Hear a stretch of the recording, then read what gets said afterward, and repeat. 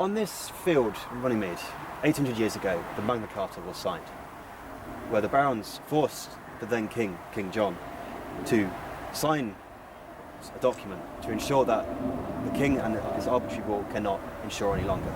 It represented the greatest leap in constitutional freedom in the Western world.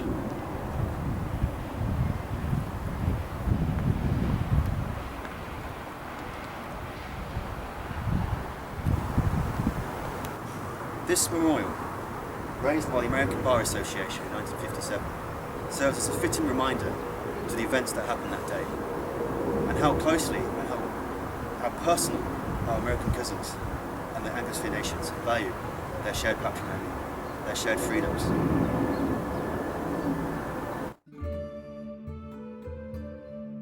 The Magna Carta, meaning the Great Charter, is perhaps one of the most famous documents in the world. It was originally issued by King John of England, who served the throne of England from 1199 to 1216. It was meant to be a practical solution to the political crisis at the time he faced in 1215. Magna Carta established for the first time the principle that everybody, including the king, was subject to the law. Although the Great Charter experienced a degree of uncertainty after King John's death and was almost effectively dead, revised versions of the Magna Carta were issued by King Henry III in 1216, 17 and 1225. In the 17th century, opponents of King Charles I used Magna Carta to regulate the arbitrary use of royal authority. Sir Edward Coke declared that Magna Carta is such a fellow that he will have no sovereign. On the original Magna Carta, there are around 60 provisions. Today, there are only around 3 left. The rights and freedoms of the Church, the rights and freedoms of towns and English cities, and most importantly, habeas corpus.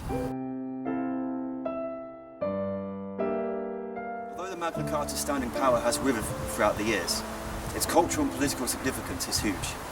It stems into many of the political institutions that now govern us in our lives, particularly here in Britain.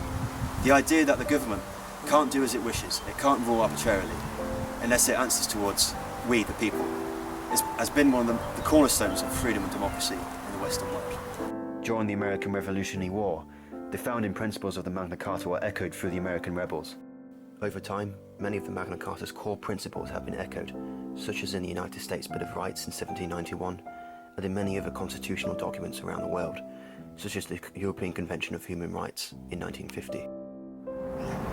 Although the political and cultural significance of the Magna Carta is huge, it's become in many ways a fragment of the past for many today.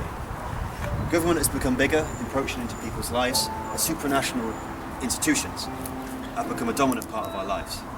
The idea of the nation state and parliamentary democracy may be at a threat. Remember our shared patronage, remember the freedoms we inherit, remember the Magna Carta.